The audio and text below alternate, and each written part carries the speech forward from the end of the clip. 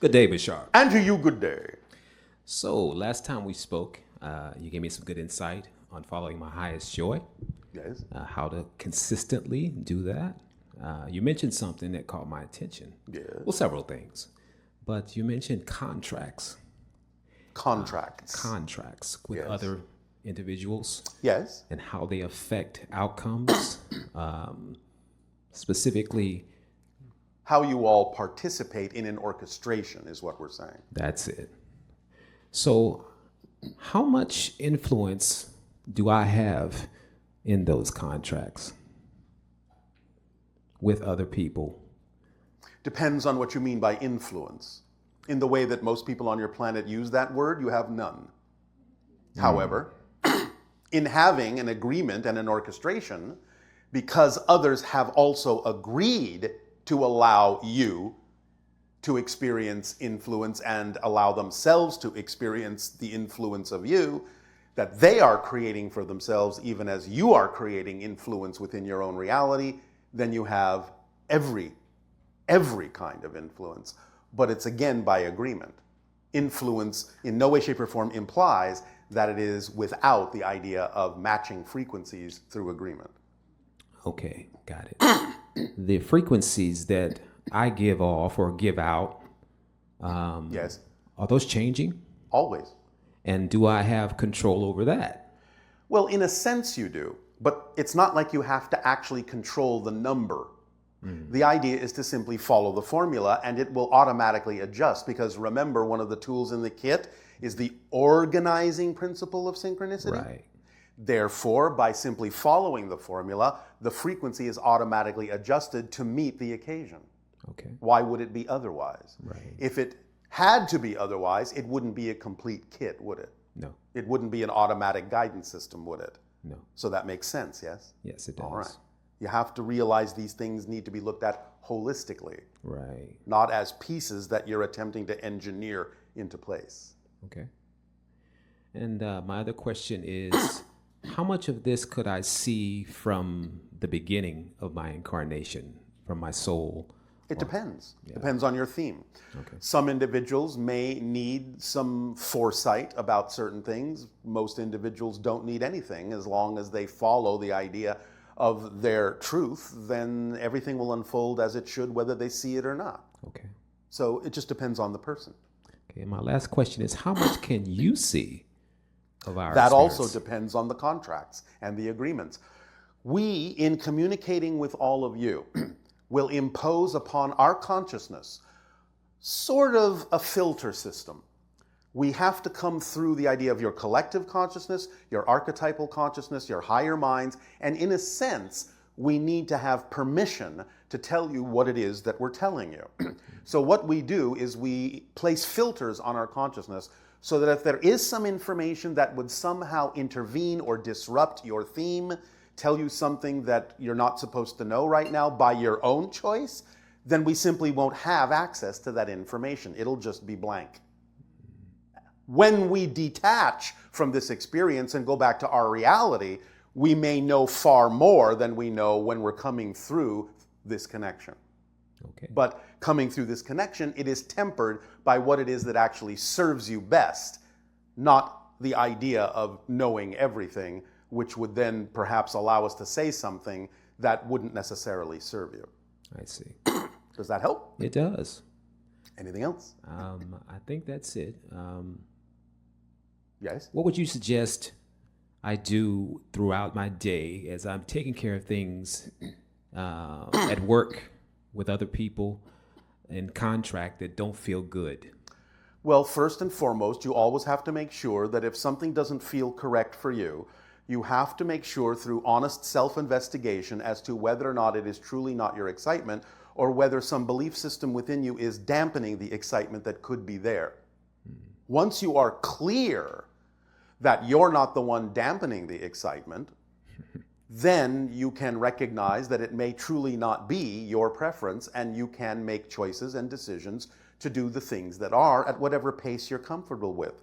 but you have to honor your belief system, because if you have a belief system that says leaving the thing you're doing, even if it's not your excitement, is the only thing you believe will really support you in life, then it won't really do you any service to leave it until you yourself are certain, by testing it out, by giving yourself a chance to act on your excitement and letting it prove to you it can support you at whatever rate you're comfortable with, then you can make the shift in a way that works for you. Does that make sense? It does. Does that help? It does. Thank you. You're welcome.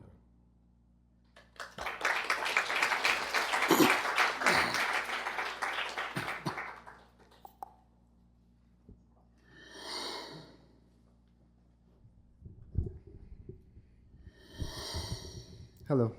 Andrew, you good day. I'm wondering what role what role the plant medicines like ayahuasca, magic mushrooms, iboga have in the evolution of human consciousness. The idea is that they are teachers given to you by the earth to help you get familiar with the concept of being in altered states that allow you to see and experience more of your consciousness on higher dimensional levels. But the idea of the teachers is to give you a chance to practice what that state of being feels like, so that eventually you can create that state of being yourself without the teachers. And that plays a very important part in your evolution of, in a sense, upgrading your frequency. Would you recommend ingesting some plant medicine? I don't recommend anything. If it's your path and your true excitement, and it is a natural teacher of the earth, then by all means follow your path. But the idea, again, is to pay attention to the moment when the teacher is letting you know that you don't necessarily need the teacher anymore. Now, the idea of creating the state on your own, which you're doing in a sense anyway, is that if you go beyond that and believe that you still need the teacher, then the teacher has become a crutch. And then you start devolving instead of evolving. But the idea is that when you create the vibration yourself, it may not necessarily feel the same way that it did when you actually were utilizing the teacher itself, the plant medicine itself. But that doesn't matter, because you will be different, and therefore the state of being will feel different. And it will be for the purpose that you are applying it. So the situation will make a difference as well as to how you feel that vibration. But here's the secret. Remember the principle of physics. You cannot experience something you're not the vibration of first. Do you understand that concept before we continue? Yes. All right. So anytime that you remember having an experience of those altered states, you are having an experience of that altered state. It, again, may not feel identical. But here's the deeper secret. Because you cannot experience something that you are not the frequency of first, the trick is you can't even have the memory of having had the experience of an altered state unless you're in the altered state first in order to have the memory. That's the trick. So as soon as you remember having been in the altered state, you're in the altered state already in order to have had the memory of having been in an altered state. Do you understand what we're saying? Yes. So then you can learn that you have the ability to do that yourself and act in your life on your passion from that state, because what you have discovered in your experience with the teachers eventually, assumingly, is the altered state or series of altered states that represents your particular signature frequency in any given situation. And when you align with that signature frequency of your true self and act from that state, then you are truly in alignment with the flow of the cosmos, of existence. Yes? Yes. So, does that answer your question? It does. Yes, it was really good. Thank you. You're welcome. Is there anything else? I was going to ask if what I said about recommending, but like you said, you don't recommend anything. Well, no, because everyone is different. Well, just for the 13th. Well, that's up to you. Do you think plant medicines would help? That's up to you. Okay. Completely, totally up to you. Yes. Thank you very much. You are welcome.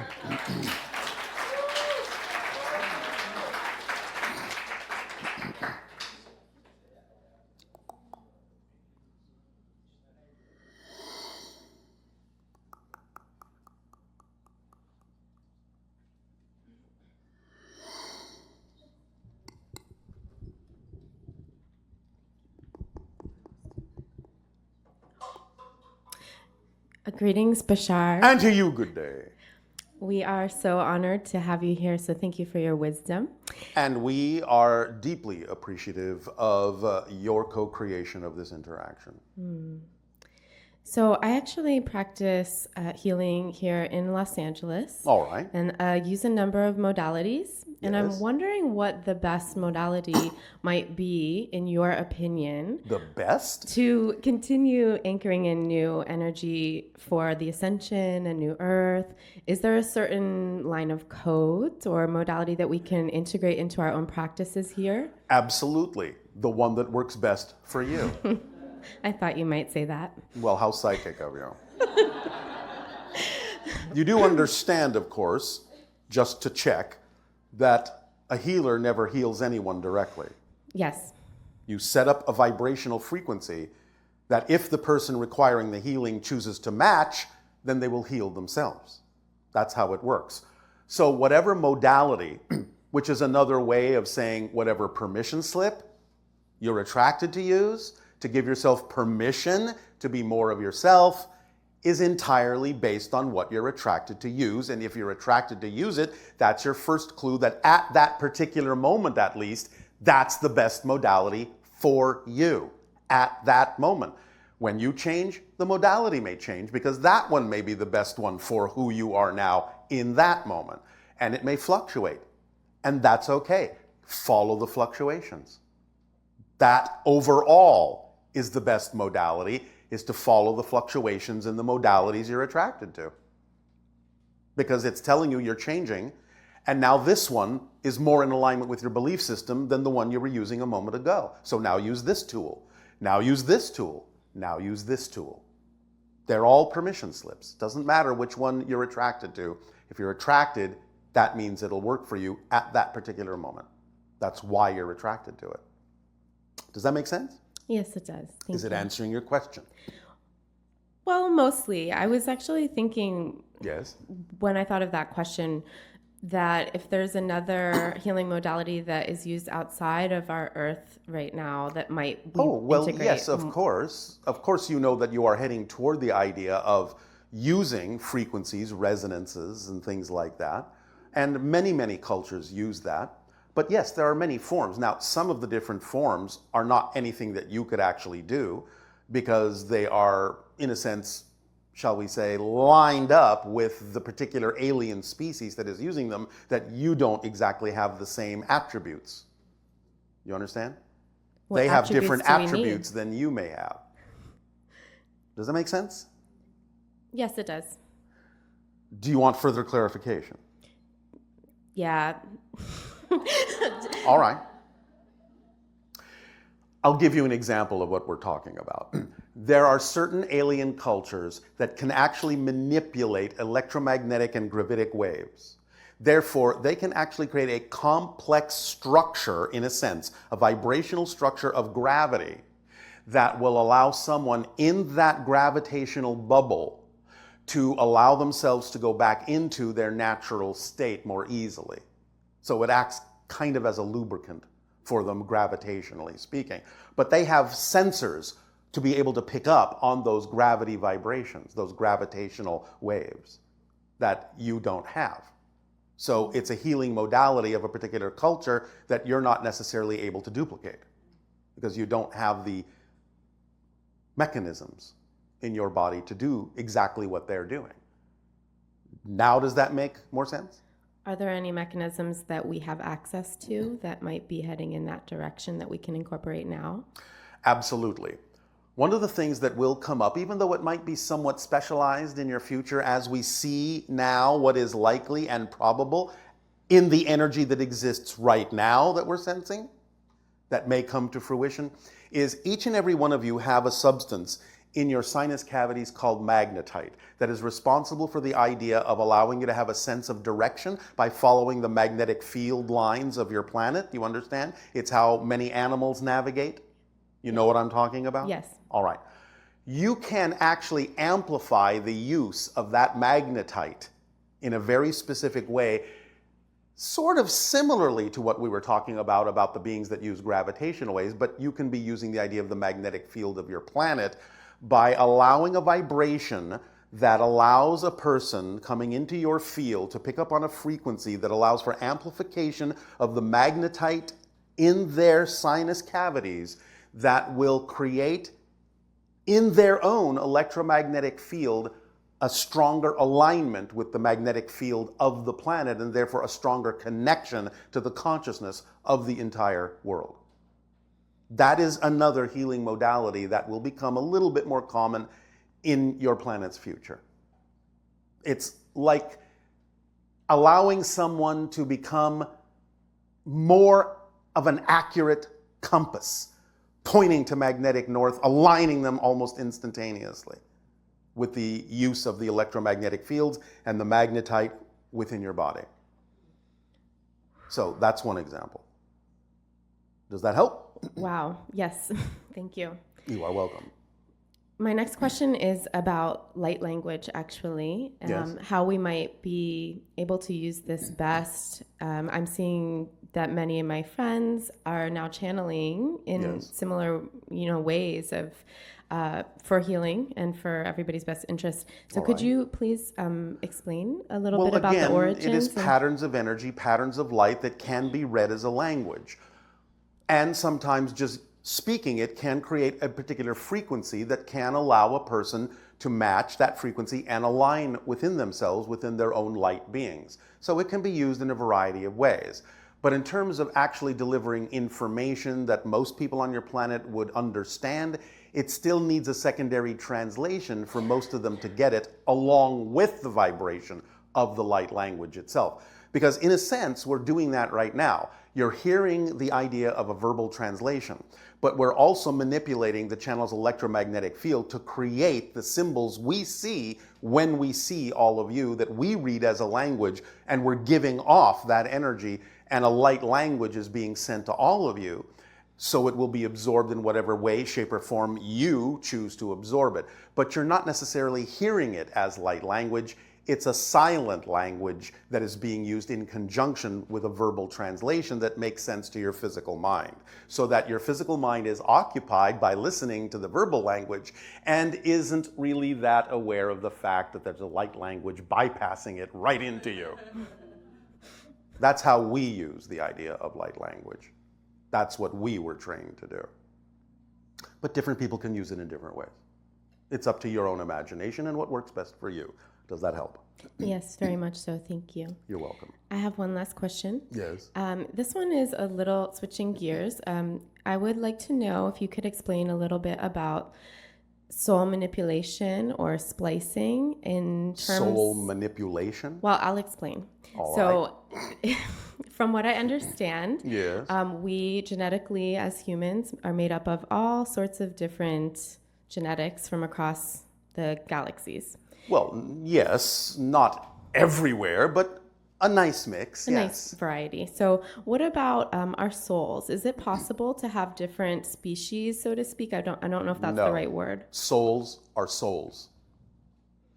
The idea of what you're talking about occurs in physical reality. Souls are souls. Now, they can take on different characteristics, yes, but that doesn't mean they're different species. They're just capable of expressing different characteristics since they contain, in a sense, to put it this way, all sorts of probable ways of expressing themselves through the idea of physical reality, but they themselves remain as souls. They're not really a different species. Souls are souls. You could say it's like the unfired clay that when experiencing physical reality gets fired into the ceramic spirit that represents that particular personality. But that experience goes back into the soul, and the soul contains that experience. But nevertheless, even though it can use that to express itself in different ways, it's still the idea of malleable clay. It never loses that malleability, and therefore, from that perspective, all souls are the same, because they can all shapeshift in whatever way, shape, or form they wish to. Similarly. Does that make sense? Is that like walk-ins and walkouts? Well, walk-ins, again, most people on your planet have a very old-fashioned and misrepresented understanding of that. But in a sense, yes, because a walk-in is not actually a different soul. It is the same soul expressing more of itself.